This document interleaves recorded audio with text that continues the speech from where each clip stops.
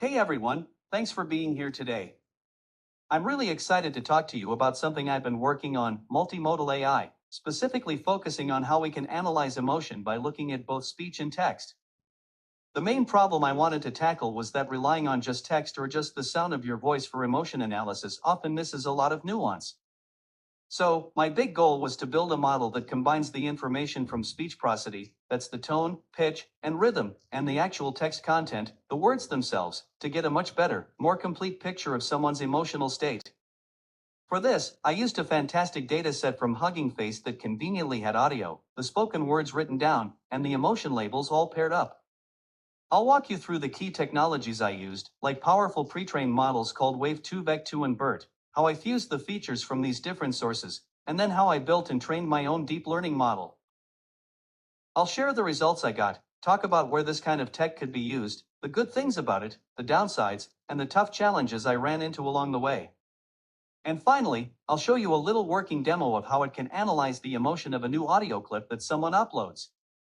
Let's dive a bit deeper into why just looking at one thing isn't enough for truly understanding emotion in speech. If you only analyze the text, you completely miss how someone says something. Think about how much emotion is conveyed just by the tone of your voice. Sarcasm is a perfect example. The words might be positive, like, oh, that's just great, but the tone tells you the complete opposite. A text-only analysis simply wouldn't catch that. On the flip side, if you only listen to the sound, you lose the meaning of the words. Someone might sound a bit rough or strained, but they could be saying something completely neutral or even happy in a difficult situation. Plus, acoustic analysis alone can get messed up by background noise, different people's unique voices, or even just the language being spoken. So, I quickly realized that to get a truly accurate and nuanced understanding of emotion in spoken language, I needed a way to look at the whole picture, combining both the linguistic content and the vocal delivery. That's exactly where my approach comes in, multimodal fusion. My core idea was to combine the information from two distinct sources: what is said, which is the actual text, the words and their semantic meaning, and how it is said, which are the speech acoustics, the non-linguistic vocal cues like pitch, tone, speaking rate, and rhythm. By bringing these two modalities together, I can leverage the strengths of each to compensate for the weaknesses of the other. The text can provide the semantic context, while the acoustics can reveal the underlying emotional state and intensity. Finding the right data is absolutely crucial for any machine learning project, especially one involving multiple modalities. For this project, I needed a dataset that conveniently had both audio and the corresponding text transcripts, along with clear emotion labels. I was fortunate to find a great one on Hugging Face called STAPESI/SSI Speech Emotion Recognition. This dataset was perfect for my needs because it provided those essential paired audio files and their accurate text transcripts, which is exactly what I needed to train a model that looks at both sides of the communication coin. It includes examples labeled with 8 different emotion categories: anger, calm, disgust, fear, happiness, neutral, sadness, and surprise. Having these distinct categories allowed me to train a model that could potentially differentiate between a range of emotional states. Here's the overall game plan I followed to build and evaluate my multimodal emotion analysis model. I started by getting the data ready, loading the dataset, cleaning it up, resampling the audio, and mapping the labels. Then came the crucial step of feature extraction, where I used powerful pre-trained AI models to pull out meaningful representations from both the speech audio and the text. To make the training process much faster, I decided to do this computationally intensive feature extraction step just once before I started training the model itself. After I had my features ready, I moved on to building the actual multimodal neural network model. Once the model was defined, I trained it using the pre-extracted features. Throughout the training, I kept an eye on how it was doing on a separate validation set. Finally, after training was complete, I did a thorough evaluation on a dedicated test set that the model had never seen before to get an unbiased measure of its performance. And to show it in action, I put together a little example of how you can use the trained model to analyze the emotion of a brand new audio clip you upload. For the speech part of my multimodal model, I relied on a powerful pre-trained model called Wave 2 Vec 2. I used the base 960H version, which has been trained on a massive amount of raw speech data. The reason I chose Wave 2 Vec 2 is because it's been shown to be excellent at learning rich, contextualized acoustic representations directly from the raw audio waveform. It's really good at picking up on things like intonation, pitch changes, and speaking style, all those paralinguistic cues that are so important for conveying emotion. My process was to feed the raw audio waveform into the basewave 2vec2 model, and it gave me back a sequence of feature vectors. Each vector in the sequence represents a small chunk of the audio, but they are contextualized, meaning they capture information about the surrounding audio as well. Moving on to the text side, I used another very popular and powerful pre-trained model, BERT, specifically the BERT Base-Uncast version. BERT is a transformer model that's been trained on a huge amount of text data, making it great at understanding the meaning and context of words within a sentence. For my text features, I took the text transcript of the speech, used BERT's tokenizer to break it down into tokens, and then fed those tokens into the BERT model. I extracted the embedding of the special CLS token from the last hidden layer. This embedding is often used as a fixed-size representation that summarizes the meaning of the entire input text sequence. This served as my text feature vector. Now, it's important to note that during training and evaluation, I used the text transcripts provided directly by the dataset. However, for analyzing new audio files that weren't in my dataset, I needed a way to get that text transcript first. For that, I incorporated the speech_recognition library, which uses a backend like Google Web Speech API to perform speech-to-text, converting the spoken words in the uploaded audio into a text transcript before I could feed it into the BERT part of my feature extraction pipeline. Here's where the magic of bringing the two modalities together happens in my model, which I built using PyTorch and called Multimodal Emotion Model. The speech features I got from Wave 2vec2 are a sequence of vectors, and their length varies depending on how long the audio clip is. To handle this, I used an adaptive average pool 1D layer, which effectively averages the features across the time dimension, giving me a single, fixed-size vector for each audio sample. The text features from BERT are already fixed-size vectors. Then, I took these fixed-size pooled speech features and the text features and simply concatenated them. I put them side by side to create one larger, combined feature vector. This combined vector, which now contains information from both the acoustic and linguistic modalities, is then passed through a linear layer with a ReLU activation and some dropout for regularization. Finally, this processed, fused feature vector goes into a final linear layer, which acts as the classifier, outputting scores for each of the 8 emotion classes. The model learns to map these combined features to the correct emotion. To train my multimodal emotion model, I followed a standard machine learning training process. I chose cross-entropy loss as my loss function, which is a common and effective choice for multi-class classification tasks. It measures how well my model's predicted probabilities match the true emotion label. For optimizing the model's weights, I used the Atom optimizer with a learning rate of 1 × 10 to the power of -4.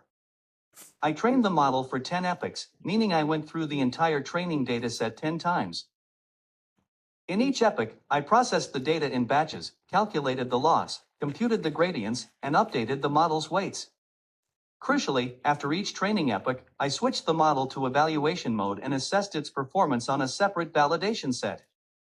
This validation step is really important because it helps me see if the model is actually learning general patterns that apply to data it hasn't seen before, or if it's just memorizing the training data, overfitting. Once the training was fully complete, I did a final evaluation on a dedicated test set, data that the model had never encountered during either training or validation, to get a truly unbiased measure of how well it performs. Looking at the plots from my training process, I saw some positive signs. Both the training loss and the validation loss showed a nice, steady decrease over the 10 epochs. This is exactly what you want to see. It indicates that the model is successfully learning from the data and getting better at predicting the correct emotion. Similarly, both the training accuracy and the validation accuracy consistently increased throughout the training. The training and validation accuracy curves stayed relatively close together, which was encouraging. It suggested that within these 10 epochs, the model wasn't severely overfitting to the training data, it was learning patterns generalized reasonably well to the validation set. However, the absolute values of the accuracy, even at the end of training, were still quite low, hovering around 30%, which highlighted that the task is challenging and the model still had a lot to learn. Now, for the critical part, how the model performed on the test set, the data it had never seen during training or validation. The overall test accuracy came out to approximately 36.2%. While this is better than just randomly guessing one of the 8 emotions, which would give you 12.5% accuracy, it clearly indicates that the model is making a significant number of mistakes and its overall ability to correctly classify emotion is still quite limited. The classification report gave me a more detailed breakdown of performance for each individual emotion. I saw that the model was relatively better at identifying sad emotions, with a decent recall of 0.68, meaning it found most of the sad samples. However, it struggled with anger, having a low precision of 0.35, which means when it predicted anger, it was often wrong. The most striking result was the complete failure to predict calm. All the metrics for Cal were 0.00. This wasn't necessarily a model failure, but rather a data issue. After I filtered out some problematic samples during pre-processing, there were simply 0 calm samples left in the test set to evaluate against. For most other emotions, the F1 scores were quite low, indicating a general difficulty in balancing precision and recall across the board. This visual, the confusion matrix, is incredibly helpful for understanding exactly where my model is getting mixed up. The numbers on the main diagonal show how many samples for each true emotion were correctly predicted as that same emotion. You can clearly see the row and column for calm are almost entirely empty, which visually confirms the data issue I mentioned. No calm samples were predicted. The numbers off the diagonal are the misclassifications. By looking at these, I could see patterns of confusion. For example, a noticeable number of samples that were truly angry were wrongly predicted as happy, neutral, or sad. Similarly, fear samples were often confused with happy and neutral. This tells me that the features I'm extracting in the model's learned representations aren't distinct enough to clearly separate these emotions, and the model is struggling to differentiate between emotionally similar or often co-occurring states based on the data it was trained on. Reflecting on the project, several things worked well.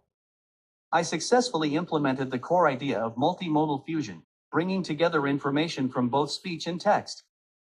Using powerful pre-trained models like Wave2, Vec2, and BERT was effective for extracting meaningful features. They provide a strong starting point. The feature pre-extraction step was a huge win for efficiency. It significantly reduced the time it took to train the model. The model itself showed that it was capable of learning, with the loss decreasing and accuracy increasing during training. And it did show some ability to recognize specific emotions, particularly sad. However, there were clear areas that didn't work well. The overall accuracy was quite low, indicating that the model is far from perfect. The complete failure to predict calm was a major issue, directly caused by a lack of test data for that class after filtering. And the confusion matrix showed significant misclassifications between several emotion classes. I believe the reasons for this include limitations in the dataset itself, like imbalance, the features not fully capturing all the necessary emotional nuances, the relatively simple way I fused the features, and potentially needing more training time or a more complex model. This project has been a great learning experience, and I've taken away several key lessons. First and foremost, the quality and distribution of your data are absolutely critical. Issues like class imbalance can really hamstring your model, as I saw with the calm emotion. Second, if you're using large pre-trained models for feature extraction, doing that extraction once before training is essential for efficiency and making your experiments manageable. Third, while simple feature concatenation is a starting point for multimodal fusion, there's a whole world of more advanced techniques out there that are likely better at integrating information from different sources. Fourth, you need to look beyond just overall accuracy. Using metrics like the classification report and confusion matrix is vital for truly understanding your model's performance and where it's struggling. Fifth, I was reminded that building effective AI models is almost always an iterative process. You build a baseline, analyze the results, and then refine. Finally, I learned that for analyzing new audio, the accuracy of your speech-to-text component is a potential bottleneck. If the transcription is poor, it will negatively impact your text-based features and thus your multimodal prediction. Looking ahead, there are many exciting avenues to explore to improve this multimodal emotion analysis model. I definitely need to address the data imbalance issue, perhaps by using data augmentation to create more samples for underrepresented emotions, or by adjusting the training process with techniques like weighted loss. I'm eager to explore more advanced feature fusion techniques beyond simple concatenation, perhaps using attention mechanisms to help the model focus on the most relevant parts of the speech and text. Experimenting with different pre-trained models, especially those specifically fine-tuned on tasks related to emotion or effect, could also yield better features. I could also consider fine-tuning parts of the pre-trained models themselves, allowing them to adapt their features specifically for this emotion task. Increasing the overall capacity of the model or doing more extensive hyperparameter tuning are also potential steps. Ideally, I'd test this model on different datasets to see how well it generalizes. I'd also be interested in going beyond just classifying discrete emotions to predicting emotion intensity or recognizing more subtle emotional nuances. Finally, improving the ASR integration and potentially exploring end-to-end models that handle both transcription and emotion prediction jointly are important for real-world applications, as is considering optimizations for real-time performance. This project has been a fascinating exploration into capturing the richness of human emotion through AI. The multimodal approach holds immense potential, and I'm excited about the future directions for improving accuracy and robustness. I hope this presentation has provided a clear overview of the work and the exciting challenges ahead in this field. I'm now open to your questions and feedback. Thank you all for your time and attention.